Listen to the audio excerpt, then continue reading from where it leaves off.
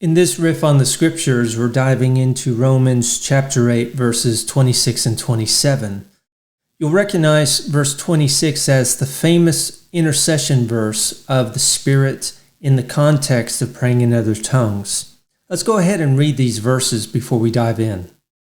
Likewise, the Spirit helps us in our weakness, for we do not know what to pray for as we ought, but the Spirit himself intercedes for us with groanings too deep for words.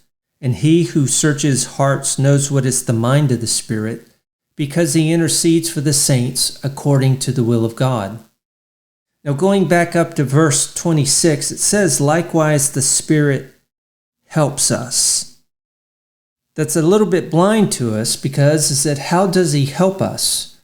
The best clue is to go to the Greek word that's translated helps. And it's interesting because it's a Greek word with two prefixes. It's sin anti lambanatai.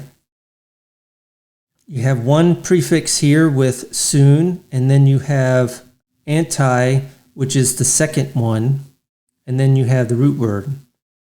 Now the prefix soon, actually, that's usually spelled with a Y in transliteration, means together.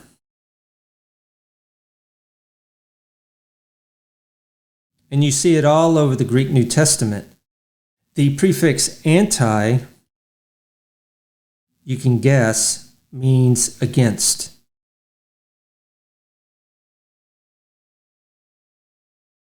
The root word lambano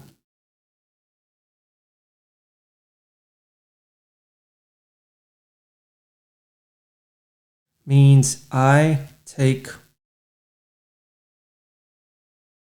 hold of.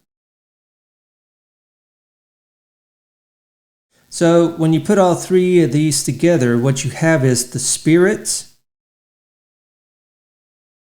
takes hold together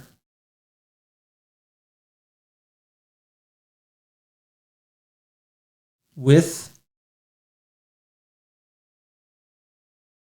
say, with us against.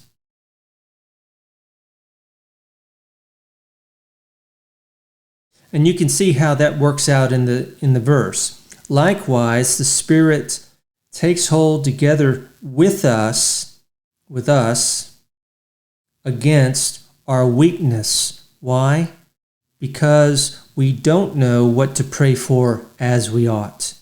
But the Spirit himself intercedes with us with groanings too deep for words, and he who searches hearts knows what is the mind of the Spirit, because he intercedes for the saints according to the will of God. So this gives us an idea of how the Spirit helps us. He takes hold together with us against our weakness, and he prays things out according to the will of God.